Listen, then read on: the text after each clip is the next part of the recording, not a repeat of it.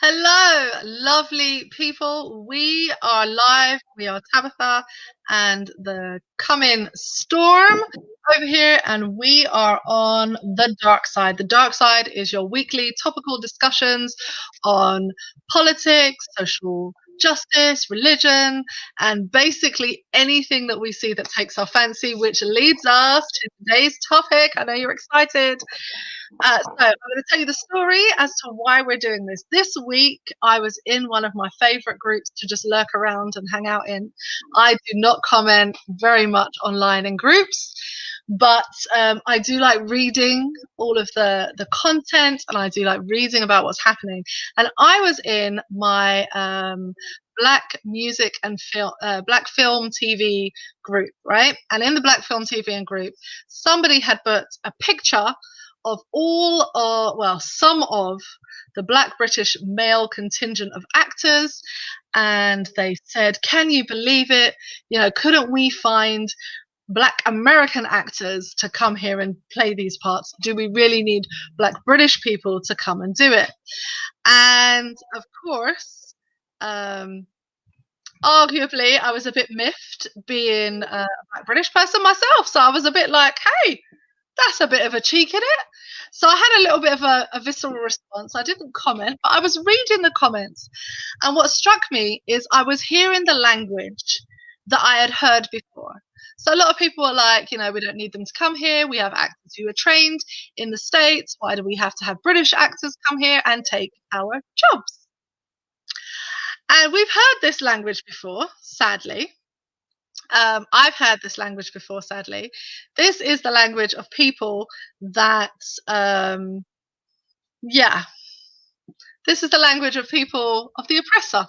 This is the language of people who have a dominant culture. This is the language of people who would, would oppress others. So I was moaning to my lovely coming storm here, and I was espousing and talking about how frustrated I was, because I remember during Brexit when some of my fellow Caribbean people would turn around and be like, "I can't believe we have these Europeans and Polish people coming here and taking our jobs," and I was horrified because I was just like, hot calling the kettle black much. Like, how are you going to use the language of the oppressor to talk about another group of people and feel that that's okay? So I had a little bit of a little bee in my bonnet, and then I decided to have a look and say, okay, where does this come from? Where did this originate, this idea that Black British male actors have gone to the States and taken some jobs?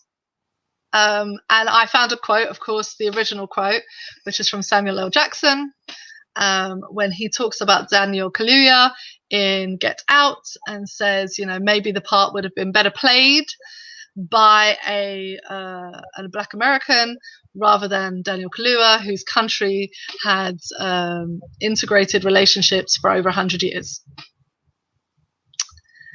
So this leads me to another point of frustration. So I'm just going to get a few frustrations out, and then you're going to hear from himself. This we're going to hear, because he's going to have some things to say. So this was my other frustration. My other frustration was the naivete of that statement. And Samuel L. Jackson has later retracted it and said he didn't mean how people took it. He said some other stuff. So I will say that just to point, this was a statement he said when Get Out was first released, but he subsequently said some other stuff to kind of say, no, that's not what he meant. For me, there is a real naivete in the conversation, because I know a lot of American history. I've been studying it since Black American history. I've been studying it since I was a kid. I know Black Caribbean history because it's where I'm from. I know Black British history is because it's where I'm from. I know European Black history because they're across the pond. I know diaspora history. So anyone who comes from the African diaspora, I know that history around the world. It's not perfect. I'm not going to say I know every country's, nuanced views on things, but I have an awareness of the fact that slavery happened across the globe, that Black people were taken from their home and they were deposited across the globe, and their experiences, while nuanced and have various ins and outs according to the country that took you and according to the country you landed in, this all has a very big nuance, but I know that there are things that we share in common, and that when people speak of certain experiences, that they make it sound as if they're the only people that ever suffered and only bad things only happen to them. And for me, I find that quite offensive.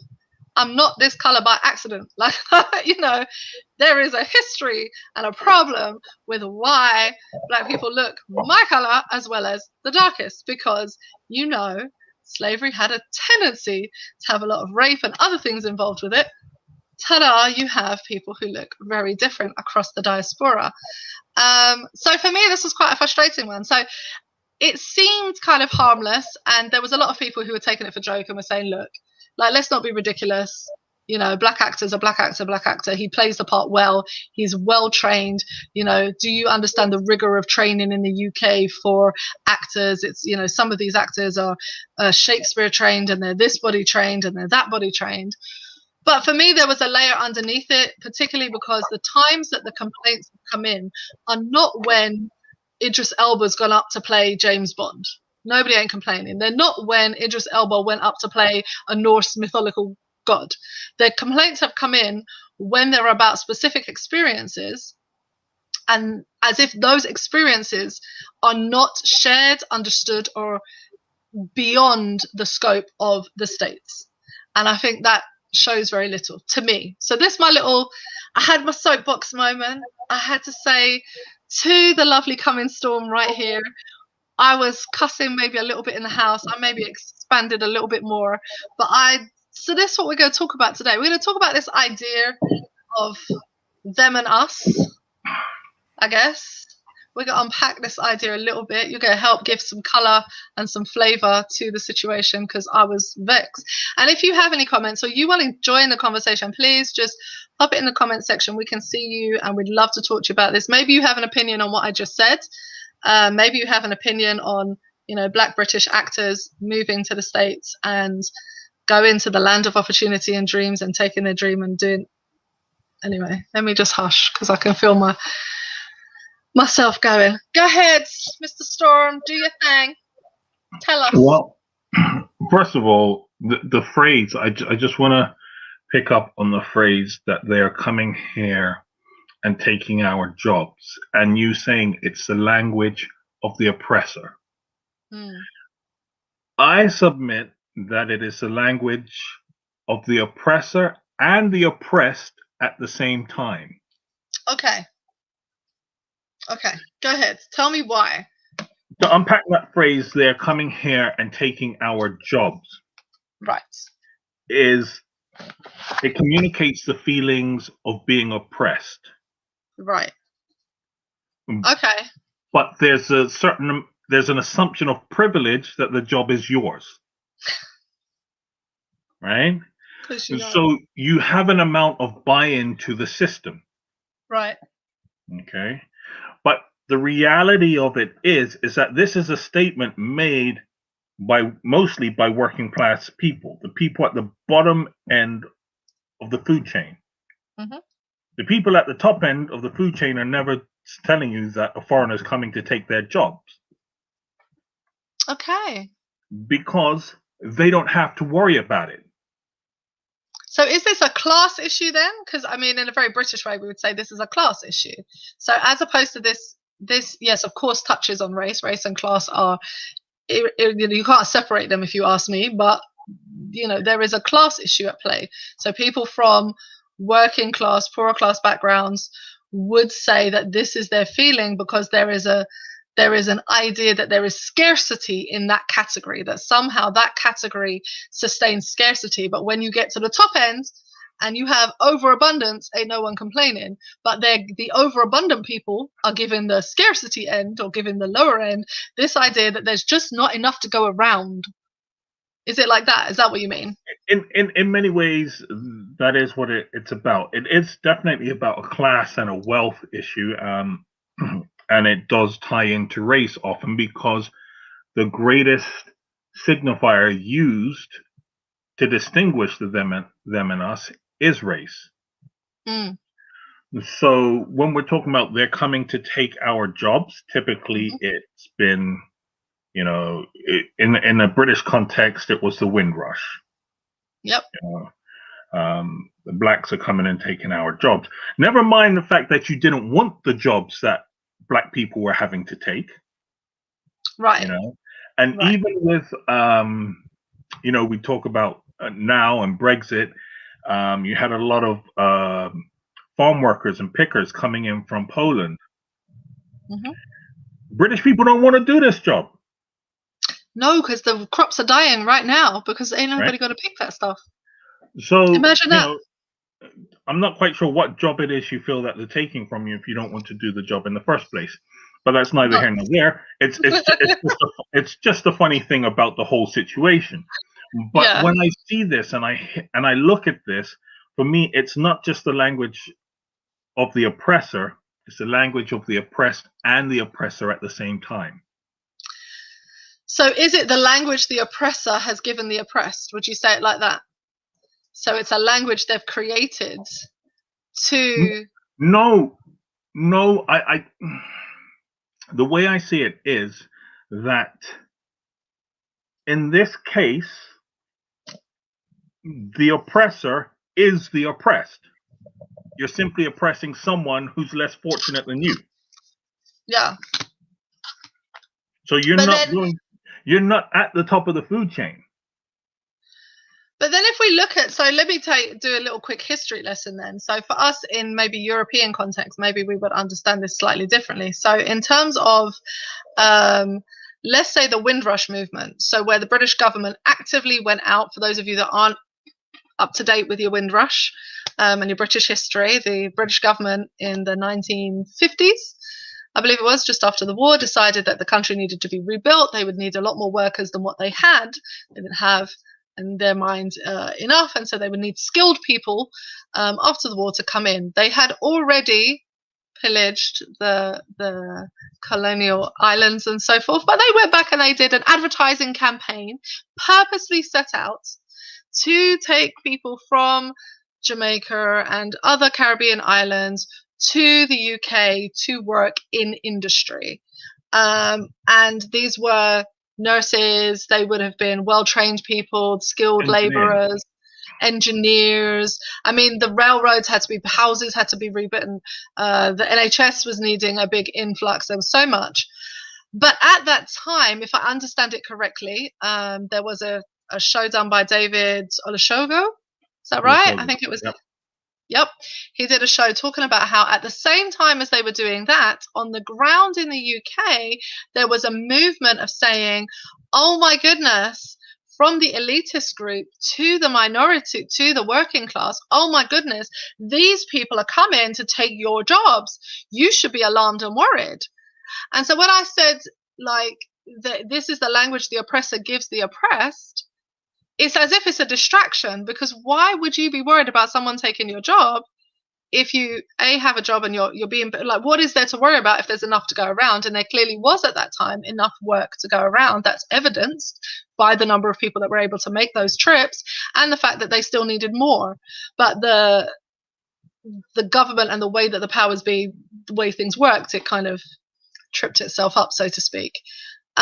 So the reason I say that is this the creation of that? And when we look at Brexit, there's a similar story. You know, on the buses, the adverts were, you know, they're coming to take your jobs. Literally, that's the advertising from an elite. Like, the working class person never paid for that advert. This is elitist people giving them that language. They didn't fictitiously come up with that language themselves. Or I'm asking the question, is that what happened? Because I think, to me, it feels like it's a creation of the, I won't say the beast, but, you know, the kind of mechanical beast of keeping power. That I think it's possible to look at it as a self-sustaining cycle. right. Okay, so whether it's an elitist says they're coming to take your jobs, Mm-hmm. or somebody working class saying they're coming and taking our jobs. Mm-hmm. So what happens is a working class person says it, so the elitists, knowing that it's divisive, knowing that it helps keep them in the elite, helps keep them in power, echoes those sentiments. And then Right. what happens is the working class will then say it, so the elite just repeats it again. You've seen Right. that Society. recently with Trump in the U.S. Right. Very Right? much the same thing with Trump. Yeah. But here's the thing: did Trump say it first, or was there already that undercurrent existing? Yeah. And arguably, if the undercurrent already exists, who put it there? Well, Who was the once one that again, stirred up that undercurrent? Because there was a time in American history where poor whites and poor blacks worked together. There was a time in American history when those things occurred. Maybe in not. some areas, yes, Yeah, maybe not full in some scale, but there areas, were times in but history where that was not the same division.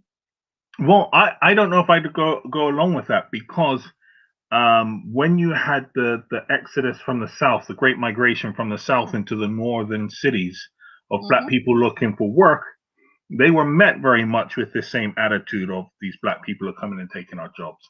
So But was I that a creation of, or so my question is it the same similar patterns that we see in the UK, where the adverts are on the bus, the politicians are telling you, there's people getting up and preaching about it in your churches that these people are coming because they want to stir up hatred and racial tensions and put those barriers and make sure they keep another group out. Is and maybe that's not the argument. I mean, maybe we can just move on. But there is a circular nature to this discussion because it feels to me as if, and maybe that's just the nature of white supremacy and those discussions, that in the end this comes about as a power thing, and the trip that happens is you're buying into this ideology that white is somehow going to do something for you, and white ain't never served you in your life as a white person. look, So look, for me, just this whole idea of these people are coming to take our jobs is not an ideology that 99.9% of the world need to be adhering to or listening to. Nobody is coming to take your jobs. Your jobs might be taken away from you, but nobody is coming to take them. And by that I mean, as we move towards a more automated society, your jobs are right. going to be taken away from you. Now, the elitist who is automating the systems in order to save money and make more profit is going to tell you, hey, you see that person over there? The one who's fighting for crumbs just like you? They're taking your job. When actually it's a machine somewhere halfway across the world that's taking your job. Or Right. Right. it's some child laborer in India Right. who they can pay less than living wage that they've given the job to because they can essentially work them as slaves. Nobody has come to this country and taken your job.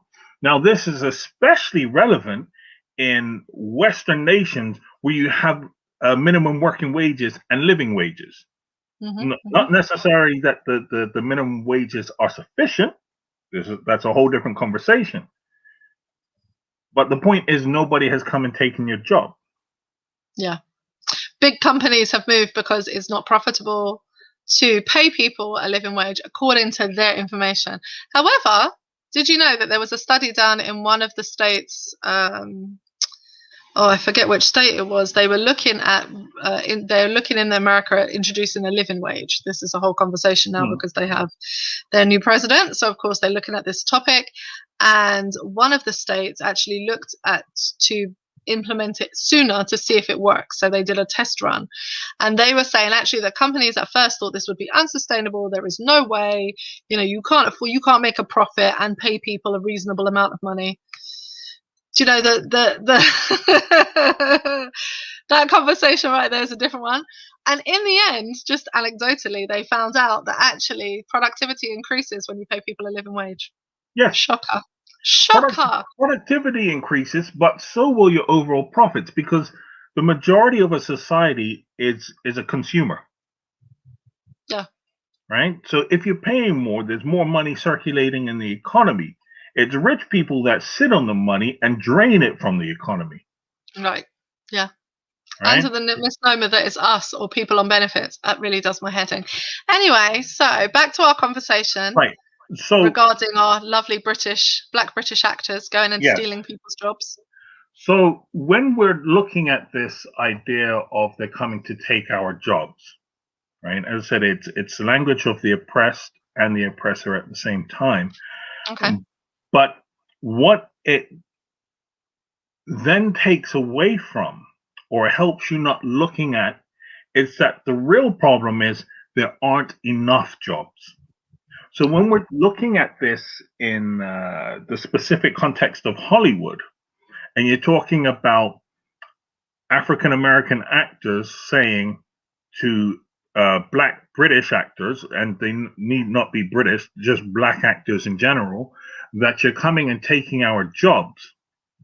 What you're looking at is another oppressed group instead of the elite and saying, why aren't there more roles for us? Right. Because I don't hear of white American actors saying they're coming to take our jobs. No, that's a fair point. And we do have a lot of Australian, British, white male actors out And there. female. There's a lot and of female. Too. That's true. Cumberbatch and the guy from Thor, whatever his name was. Cumberbatch, Jackman.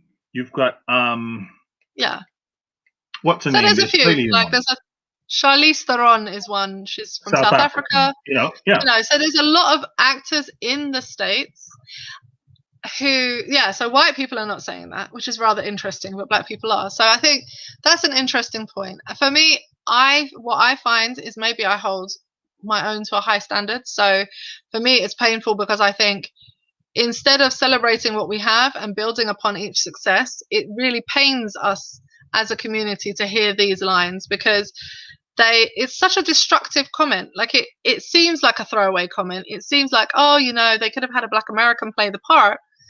I'm like, where was your voice when white people were playing Gods of Egypt? Like, where was your complaint then? Because we could have had Egyptians play the Gods of Egypt. Lo and behold, there are Egyptian actors. Could you imagine brown Egyptian people playing their own gods? What a thing. Right.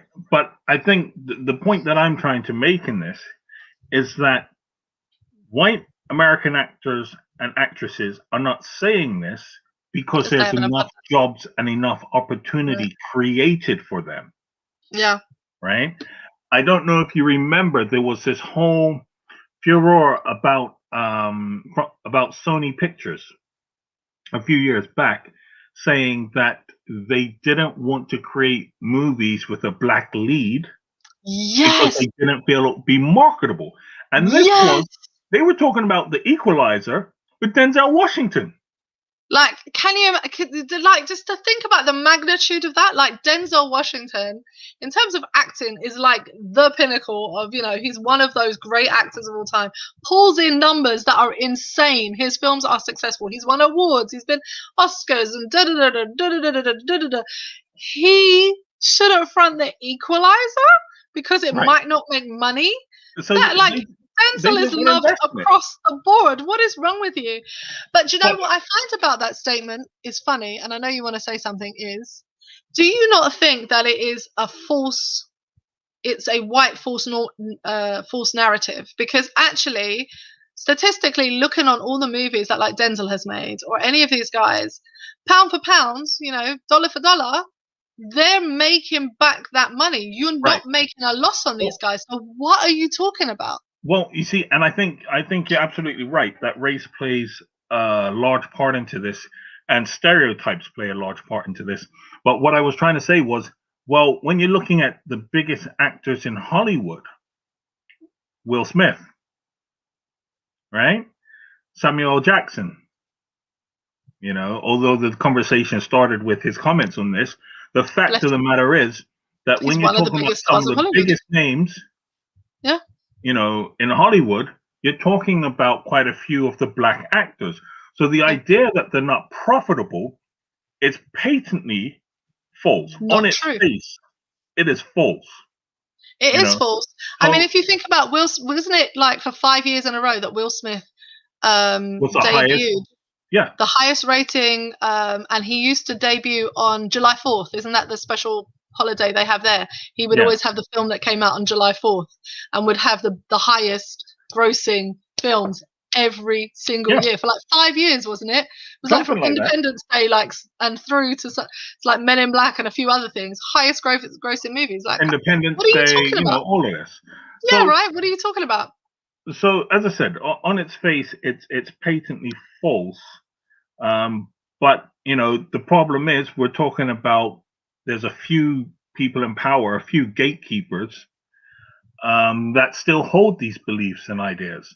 So when Denzel Washington did The Equalizer, the first one, they didn't expect it to make money. Of Right. course, it made enough money that they made a second one, and there's a third one coming. And now there's Right? the franchise. I can't wait. Did you hear So, Queen Latifah? Queen is gonna play the equalizer.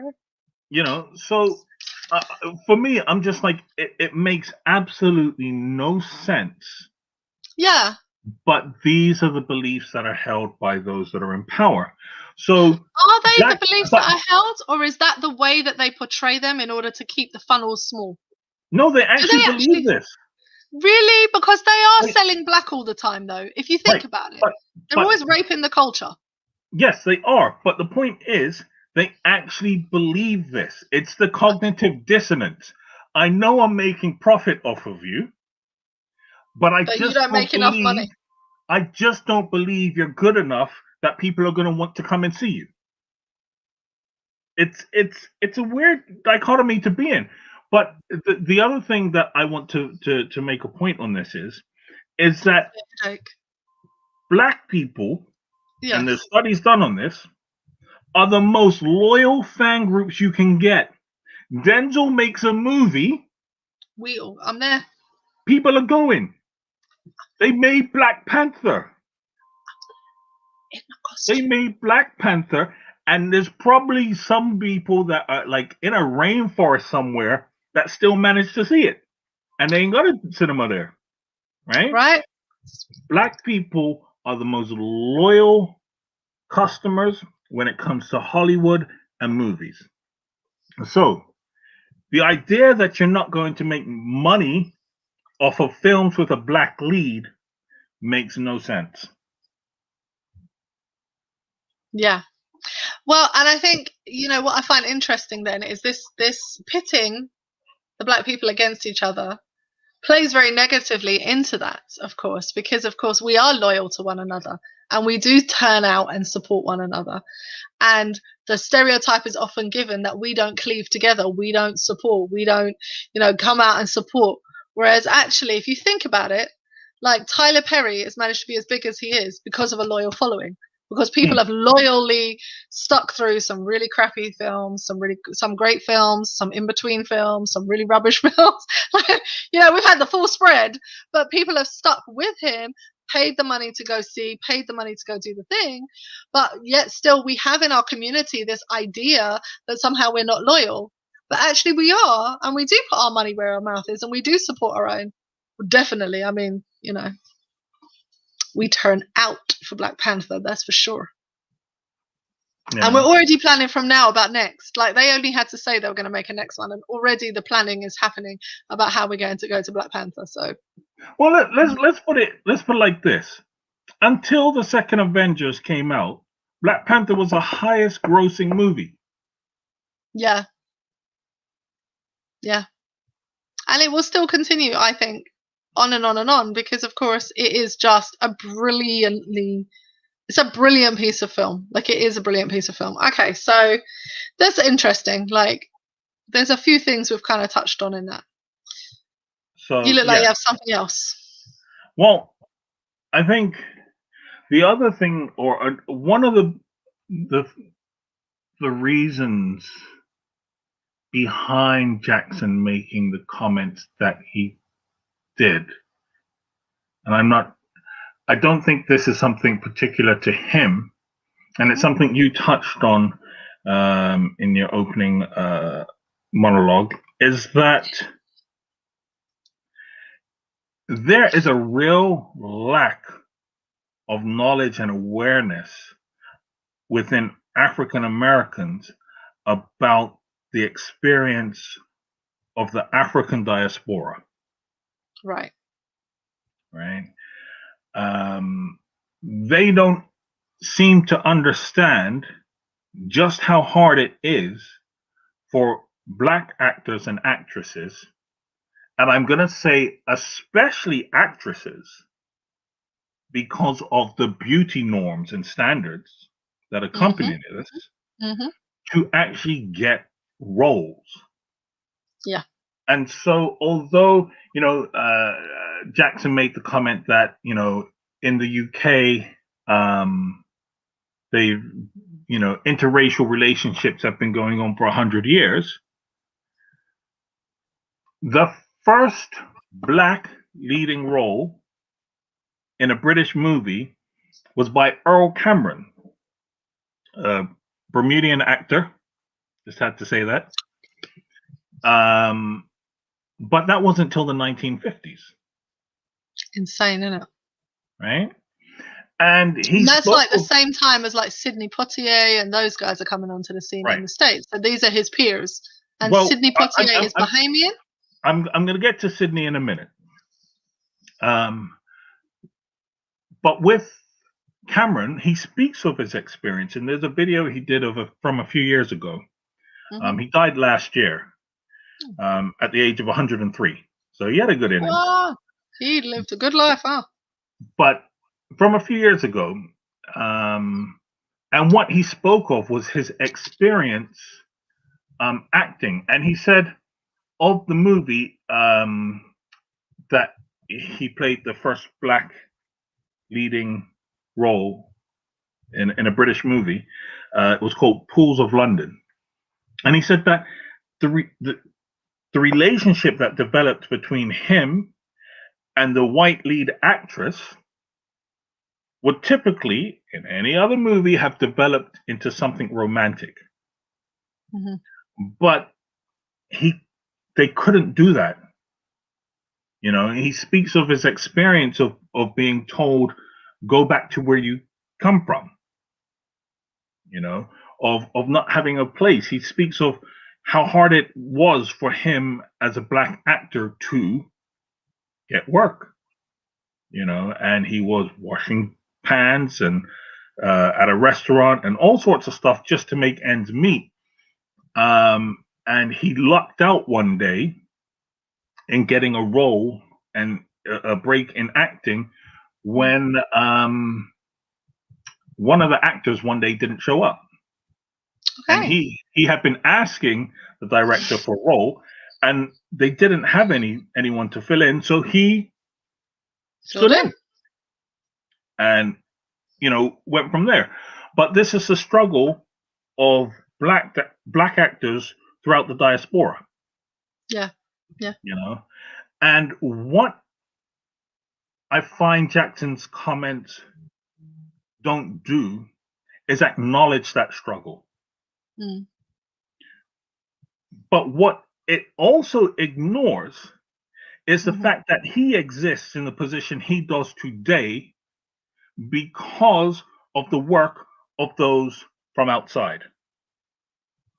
So Sidney Poitier, coincidence, his birthday was yesterday. Happy birthday, Sidney. Is a Bahamian.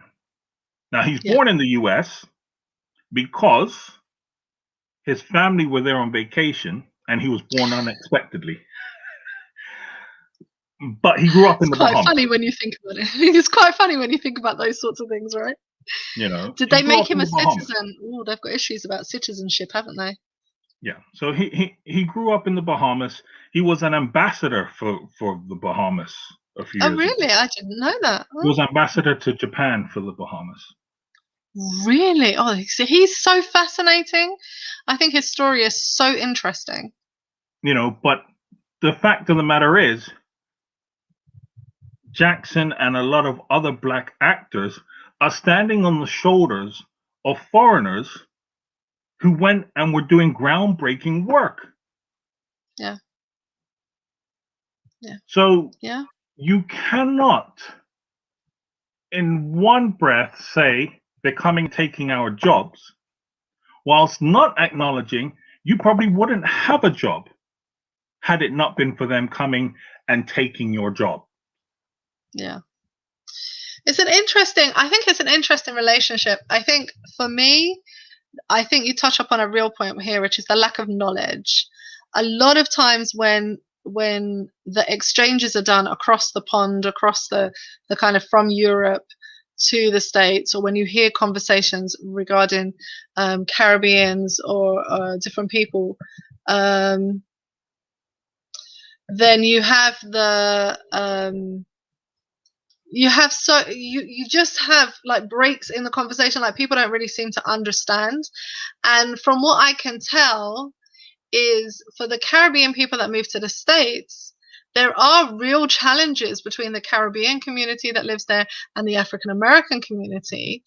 But it seems as though no one's really dialogued and had the time to do the work necessary to understand the history that ties them both together. Like the Caribbean, like they say, oh, the Caribbean people move to the States as a point of luxury, or as like any other, like I don't know what they think they're I sometimes can't quite grasp what the point of that dialogue is. And I know there are frictions, and that was brought to screen on something else I like, Luke Cage. That was brought to light on Luke Cage. You see the friction between the Jamaican community and the Brooklyn community there as well. You saw some of that there. But what seems to be missing from that dialogue is how much ties both sets of people together. You know, these are islands where the people were dropped off to work in cane fields and were brutally treated until they broke free. Similar stories to America, you know, very similar stories. The difference being, of course, it's an island, so that does have a difference. America is a vast country, so there's a difference in how the story breaks free. But there is also some really disturbing differences. Like, for example, with Haiti, of course, they break free, they manage to get that, but then their colonializer decided to say, now you owe us money for breaking free, because now we're losing money, so you gonna pay us back, and put them immediately into debt and are pillaging that country. That's not something that Black Americans would understand, because that's not an experience they've had. Am I to say that then the diaspora experience is worse in Haiti than in the state? Like, you know, what are we saying here when we talk about the African diaspora experience? You know, this isn't a competition for which one is worse, I don't think, but the lack of understanding that it happened elsewhere, for me, is a sticking point. You know, it's a real sticking point. Yeah, and one of the issues I have, and it's hinted at in Jackson's comments, where he says they had that in the UK they've had interracial relationships for over 100 years, is that there's no real acknowledgement of Black pain within the UK. And you find that often within the US when talking to a lot of African Americans, there's no real acknowledgement of the pain of those throughout the diaspora.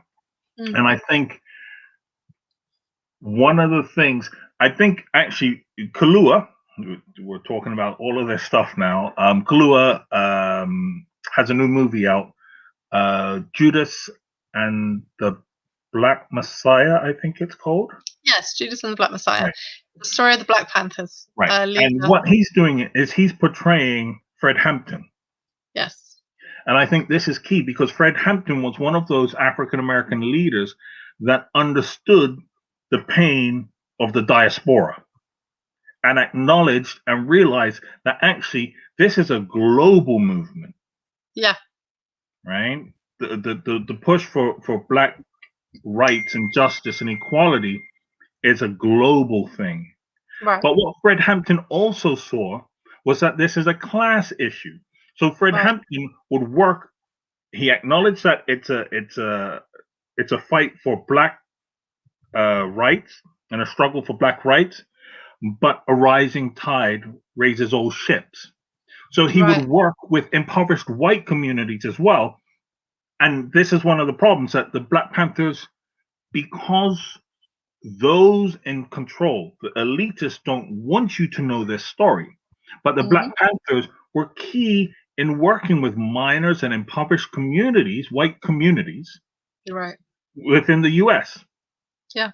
Because he saw, actually, if I want to get rights, and I want justice, I have to achieve it for all people. Now, Yeah. the Black Panthers, they acknowledged that the black people were at the bottom end of that struggle. But he knew that actually, if he could show impoverished white people that they have more in common with black people, then, And they do with elitist white people. We right? could build a bridge. Okay. Well, and I think what's interesting about that so I'm going to pause for a minute, because what I found out, which was really fascinating, that now that you've brought up this story, is something about ageism. So we're talking about Daniel Kaluuya playing the Black Panther leader. But the Black Panther leader, I forget his name now. I know you've just said it, but my name's really not doing well this evening. He was actually a teenager when he was in he was like 20 years old. He was like 22 when he was assassinated or something like that. Mm-hmm. To think that he had such wisdom, such grace at such a young age, that it's taken an actor older than him to play it, in some ways is a little bit startlingly disturbing, because there's a conversation that I'm willing to have. What happens when we age up our young people? What happens when we don't tell the truth about the narrative? Because there's a narrative at the moment that these young people that we have today, and they're amazing. You all are doing great work. Like, don't mind me. I'm not peeing on your parade. Like, you're doing amazing work. But it's almost as if the narrative is, look at these amazing young people. We've never had a generation of young people like that before. But here is this Black Panther leader assassinated at 22 and doing these amazing stuff and leading in these revolutionary ways. These were young people leading. This has always happened. Young people have always been at the forefront of these revolutionary actions. And shouldn't we celebrate that? Shouldn't we actually show them as they are and celebrate that across the generations, as opposed to pitting the youth of today against the parents who were the young people back in the day doing that? So as opposed to pitting us always against each other, should we not celebrate them in a different way? That's my thing from that. That's my little aside. Was there a question, did you say? Yes. No, there wasn't a question. I just said I just put just a little aside. That was my little aside on your, I just put a little aside. Making sure you weren't asking me something. I weren't asking you that. Of course you listen. Oh dear. So we've had a comment in. Thank you, Anushka. Very interesting. Stories that have to be told. They are stories that have to be told. These are powerful stories that deserve to be told in an authentic way, I think. I think that's something that we need to continue to do. I do think that the pitting one group against another is the way of the elitist. And if we are to stand in opposition to that kind of leadership, then we have to do things differently. We have to do things differently in our community. We have to stand and say that that is not our way. We are not here to be the same as what they are. We are here to be ourselves and free ourselves from that control. And in the meantime, we hope that you free yourself too, because it's not healthy to live like that. It's not healthy to be like that. It doesn't get anybody anything or get us anywhere, in my opinion, anyway. Yeah. Look, as I said,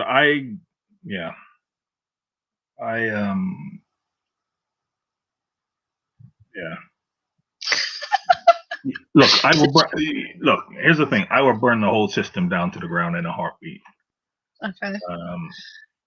I'm not an anarchist, but I believe that the current system has to go. Okay. All right, cool. Burning the whole system to the ground. Okay, so we have a little bit of time to spare because we're early today. Look at us. We have 15 minutes. If anyone has any questions or anything they would like to add to the discussion, please put them in the comments. We really appreciate that. Thank you for watching and sticking with us. This is the Darkside. We come out every Sunday evening between 9 and 10 and we discuss different topics. If you have a topic you would like us to discuss, please do send it to us because we love to talk about this stuff.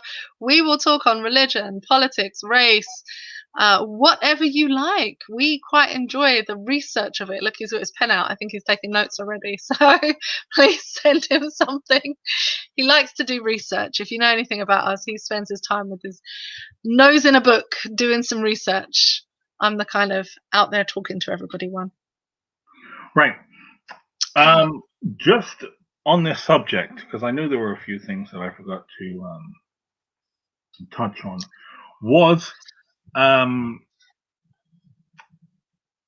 the idea of people coming and taking your job.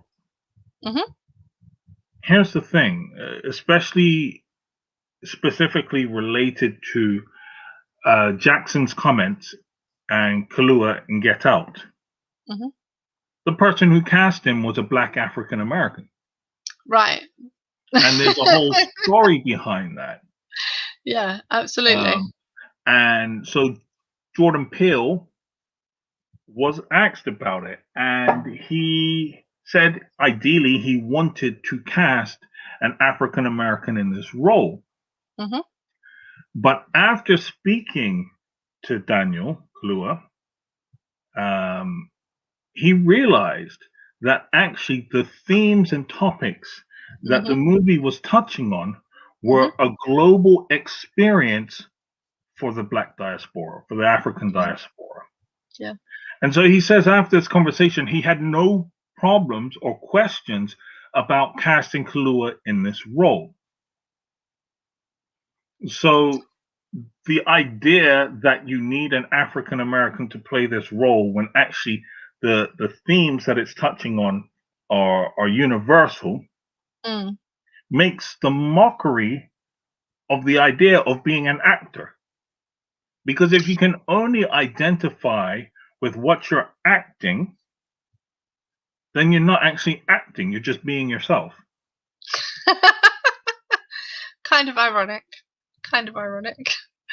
Yeah, I mean, I think it's interesting. I mean, we started the conversation explaining that, you know, there's a picture of, you know, 10 or so actors floating about the internet as a meme saying, you know, these are did you know they're black British actors? And, you know, wouldn't it be nice if it was black American actors that had this profile and were doing these jobs? What I guess is nice is on the flip side of that conversation is that there were a lot of people saying these are good actors. I did not know they were British. I had no idea that they were British. Of course, some people were like, there are black British people? Wow, who knew? That's just a lack of knowledge of the world. But, you know, that point that you make about acting being a profession and that you do the job that you're tasked with, I think is very important.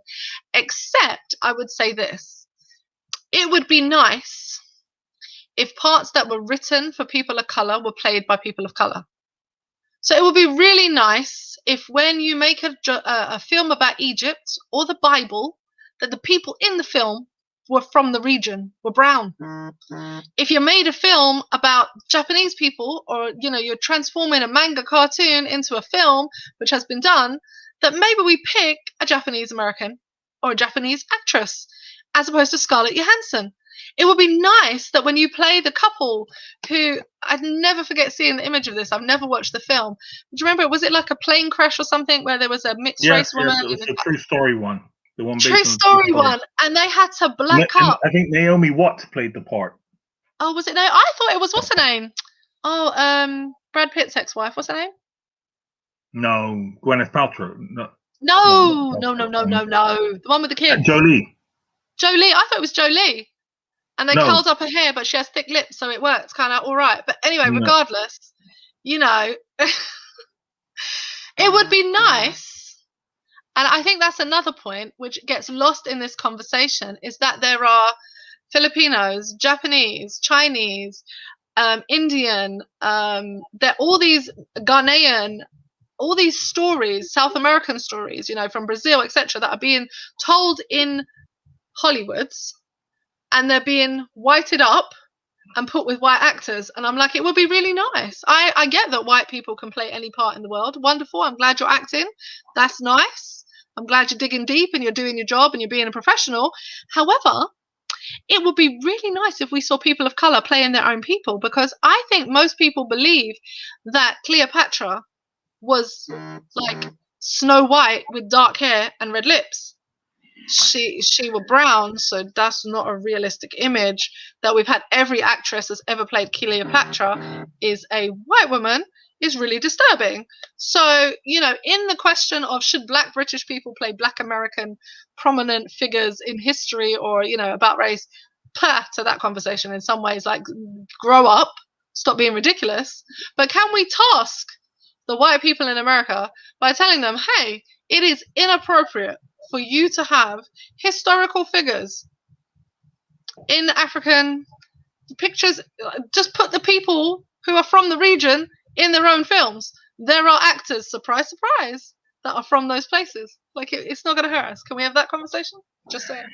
Yeah, look, I think the difference between the conversation of white people playing actors or playing characters that are black is that there is a wealth of white stories being told by Hollywood, right? And Hollywood has no problem in making white stories and white narratives, and it has no problem taking black stories and just lightening them, bleaching them, right? It's happy to take a black story and bleach it. And that is the difference. Whereas there is a very narrow body of work, a very small body of work in which black actors and actresses can actually play lead roles, which is why I said at the beginning that you're not looking at the fact that actually there's not enough of our stories being told. Yeah. Because if there were more of these stories being told, you wouldn't have all of these statements about they're coming to take our jobs, because you wouldn't be able to do the jobs. No. Of course, that doesn't stop the Brexit voters and the Polish workers and the farm workers. But the reality is, there's enough work to go around for everybody. There is enough work. Well, and Nollywood, I guess, proves that. So the Nigerian Hollywood, Nollywood, lots of us from the European side of it will be well aware of how big Nollywood is and how huge the industry has grown over the years, and how many of us will have been touched in some way by their films, will have seen them. And if you have your current subscription of Netflix, there are many Nollywood films on there. But also you will see that South Africa's coming up, and there's a few Netflix specials that I like out of South Africa. There are things. So there, I think the idea that what you're putting forward, the idea that we need to tell our stories, is so important, which is one of the reasons I would say I like a film like Queen and Slim. It was just such a fascinating, alternative, weird story. Like, it was about race, and there was an issue there about police brutality, but it was done in such a it was just done in a real way for life. Like, you just were willing them to live, and it was just such a fascinating story as a story. Not just because there were racial elements to it, not because of any of the other things, but because it was a story.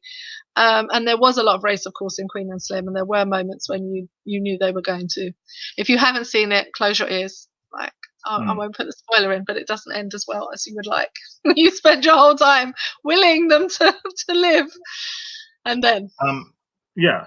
And I think the other thing is that one of the comments that is made by Jordan Peele and Ava DuVernay is that a lot of black British actors are classically trained. And so they have a much broader skill set than a lot of the African American actors who I believe the word Ava DuVernay used was that they were made or commercialized actors. Right. Whereas a lot of British actors that you're seeing in Hollywood now have done their time in theater. Right. Yeah. So you're now talking about different skill sets. So, well, there's a question for the Americans, I guess. I wouldn't know the answer to this, of course. This is not for me to know. I'm not an American. But if the directors, if the people who are writing and directing are saying, look, there is a broader skill set that we're looking for, and at the moment we're having slim pickings, like there's some challenges in getting what we need. Is that a case of education and training? Is that a case for the people to make, oh, hold on, or is this a case of saying, okay, if theatre is one way we cut our teeth in order to diversify our abilities and to grow our talents and to make ourselves better at our jobs, and that's normal, like everybody trains and does things to make themselves better at their jobs. Is it so that, you know, the average American, the average African American should be going to theatre shows from their own? Should there be theatre productions of whatever from their own people, so that these actors get those opportunities to learn the skills of stage that apply so well to screen, or seemingly apply so well to screen? Because this is something that's said of even the white counterparts. When white British actors, you know, is it surprising that so and so played the part? Because that does happen. Those are questions that are more surprising, that he's British and not American. We thought you were American. And then they will say, oh no, but he's classically trained, he worked in a theatre, you know, and the Americans will be like, oh, I was so jealous of you and your theatre, and you did it. Well, like, why are you not recreating or creating something, a new genre for yourself, to training out there? Is that something that they should be looking at? Yeah, I think that's part of the problem. But one of the differences, and I think this is where British actors in some regards get the freedom that actors in the USA don't. And that is, when you're a struggling actor looking for roles in theater, we have a social support system. Oh, yeah, that's right. You know? Okay, yes. In the US, you sink or swim. Yeah, you got to make your money. You don't have as much freedom to say, well, let me cut my teeth in doing that. Right. Yeah, no, that's true. That's unfortunate, but that's true.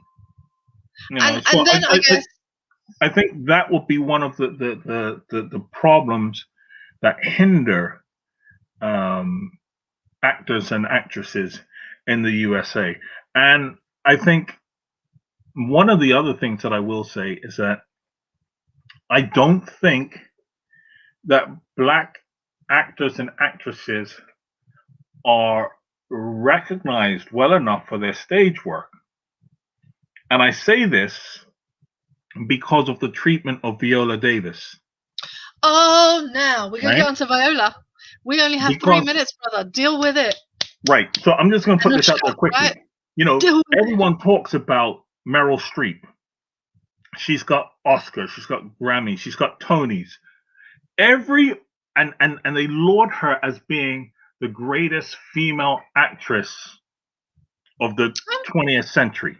She's a great female actress. Right? Like, let's not downplay it. I'm not taking anything away from Meryl Streep. She's a great actress. Great actress, but every award that Meryl Streep has won, Viola Davis has won. But when it comes to earnings, they're nowhere near the same bracket. And so it doesn't matter what body of work you have. It doesn't matter what award you get.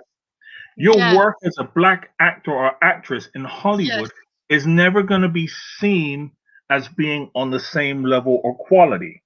Because the reality is, Viola Davis should be spoken about in the same breath, the same sentence as Meryl Streep. Right. Which comes to, I guess, a concluding point that I kind of wanted to bring up, which is I was watching an interview with, what is this actress's name? I absolutely love her. I feel like she and I would be best friends. What is her name now? She plays Proud Mary.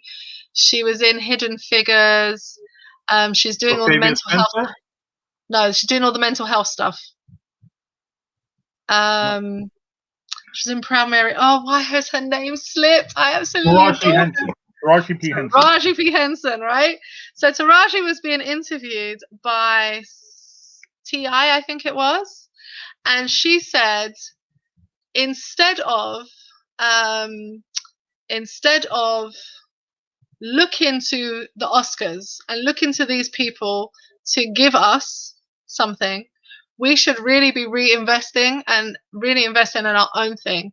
So she was talking about some of the Black Awards shows out there and how, you know, the Black movement has gone, and how the award shows are, and why we don't give prestige enough to our own awards. So instead of boycotting the Oscars, we should actually be just bigging up our own things and getting on with our own life, because we have the money, and switching the money over to ourselves.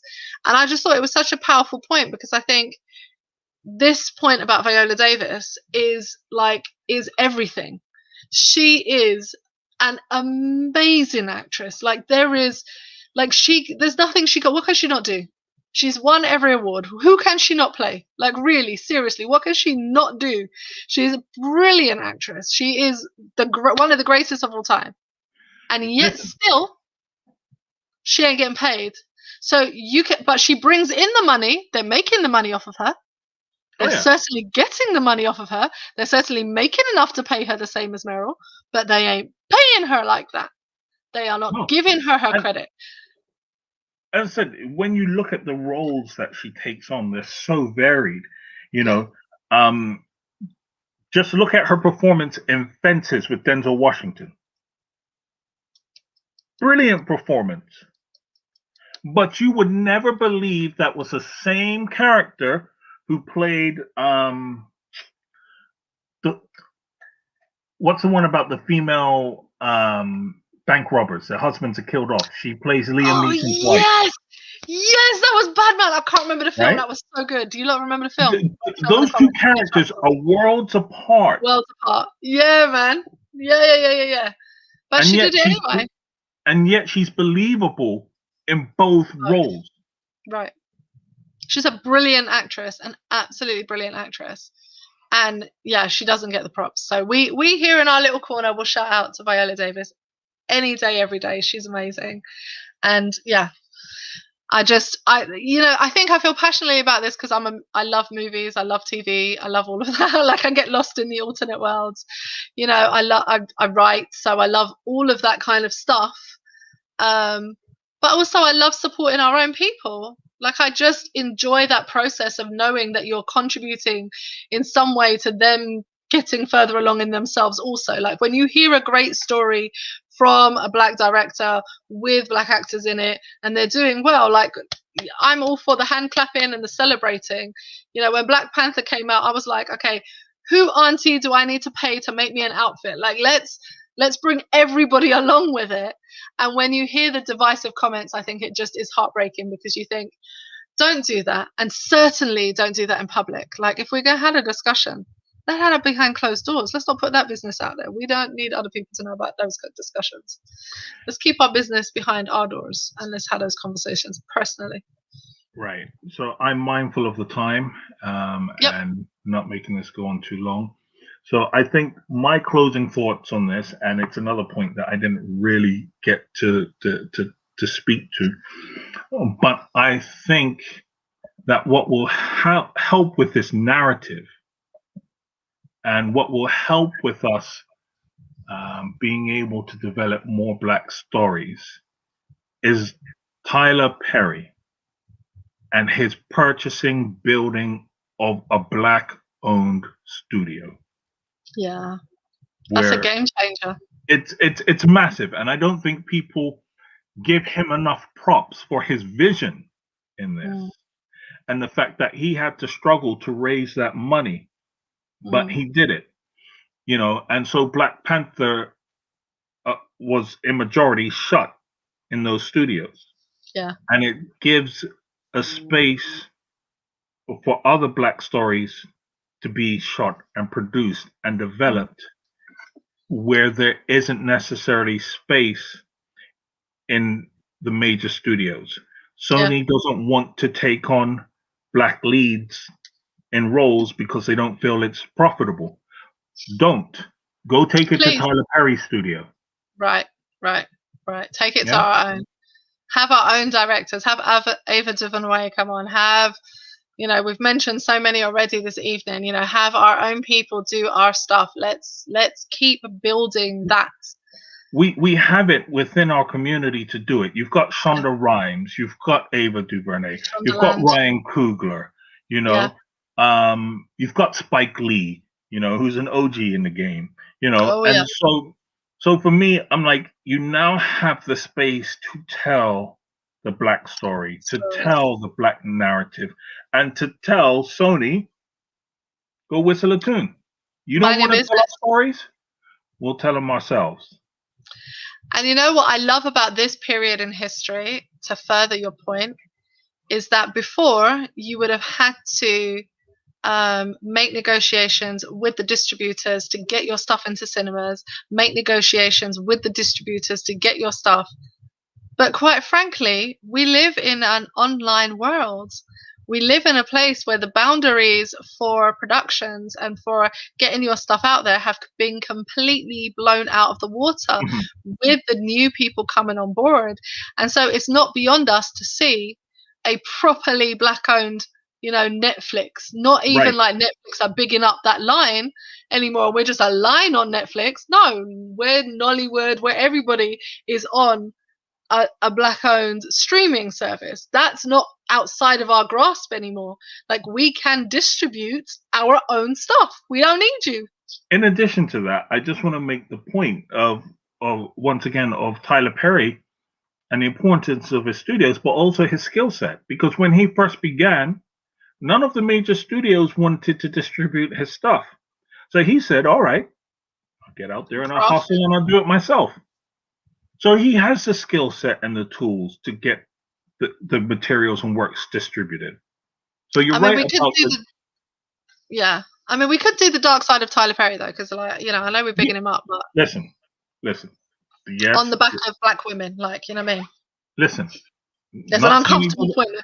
Listen, I'm not saying he doesn't have issues. You will be. Look, I don't think there's a single figure in history that doesn't have major issues. No, absolutely not. But I take your point well. I think the point is well made, that we in our community now have enough potential, have enough power, have enough resources, have enough know-how that we can do amazing things, and we can spend our time actually working together and making that stuff happen. And because we're loyal, because we support our own, because we'll go out and see Denzel, because we will go out and see these guys regardless, because we are just like that, there is power in that. There is wealth in that. There is generational wealth in that. There is, you know, we can pass on legacies to the young people who are out there fighting on our streets and doing the things that some of us oldies can't do no more.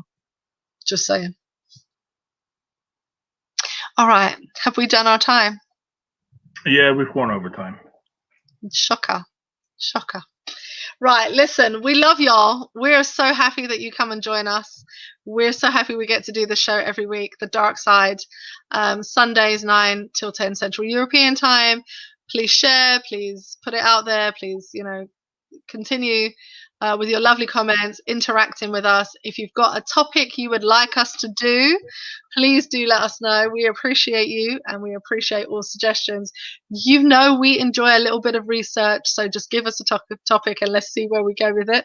But this is The Dark Side with the Coming Storm and the Purple Girl. So, peace. Have a good one. Laters.